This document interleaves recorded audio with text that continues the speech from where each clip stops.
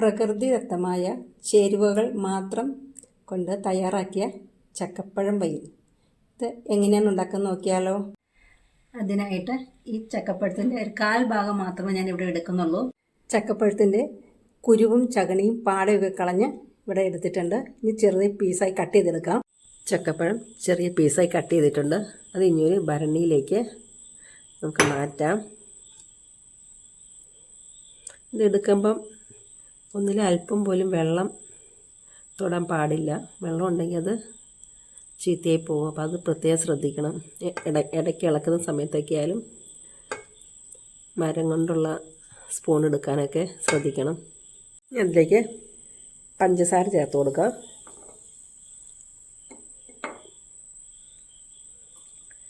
തിളപ്പിച്ച് ആറിച്ച വെള്ളം. ഇനി ഈസ്റ്റ് ചേർത്ത് കൊടുക്കാം. പഞ്ചസാര ഈസ്റ്റ് കൂടി എടുത്ത് വെച്ചാണ്.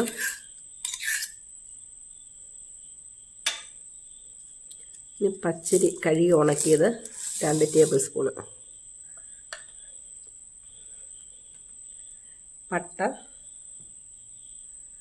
ഗ്രാമ്പു. ഇതെല്ലാം കൂടെ നന്നായിട്ടൊന്ന് തടിയുടെ സ്പൂണാണ്, ഇതൊന്ന് ഇളക്കി കൊടുക്കാം. ആ പഞ്ചസാരയൊക്കെ ഒന്ന് ഇളകി വരണം.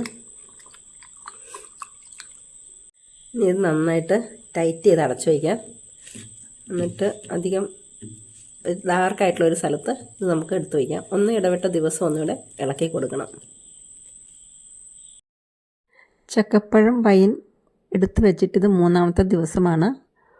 ഒന്ന് ഇടവിട്ടുള്ള ദിവസങ്ങളിൽ ഒരു 15 ദിവസത്തേക്ക് ഇത് ഇളക്കി കൊടുക്കണം. ചക്കപ്പഴം വൈൻ ഉണ്ടാക്കി വെച്ചിട്ട് 21 ദിവസമായി. നമുക്കിത് അരിച്ചെടുക്കാം.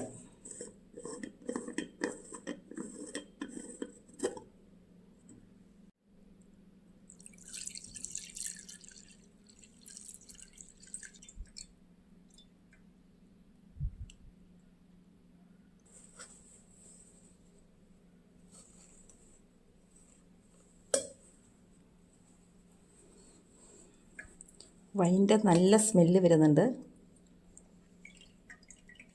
നന്നായി ഊറി വരുന്നതിനായിട്ട് ഒരു 6 മണിക്കൂർ നമുക്ക് വെയിറ്റ് ചെയ്യാം.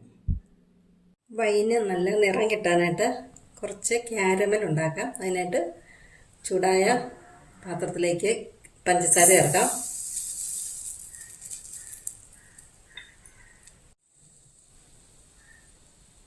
ഇതിലേക്ക് അല്പം ചൂടുവെള്ളം ചേർത്ത് കൊടുക്കാം. നന്നായി ഇളക്കി കൊടുക്കുക. ക്യാരമൽ നന്നായി തണുക്കാൻ അനുവദിക്കുക. നന്നായി തണുത്ത ക്യാരമൽ വൈനിലേക്ക് ചേർത്ത് കൊടുക്കുക. ശേഷം നന്നായി ഇളക്കി കൊടുക്കുക. ഇതൊരു ഗ്ലാസ് ബോട്ടിലേക്ക് മാറ്റാം. ചക്കപ്പഴം കൊണ്ടുള്ള നല്ല സൂപ്പർ വൈൻ ഇവിടെ റെഡി ആയിട്ടുണ്ട്.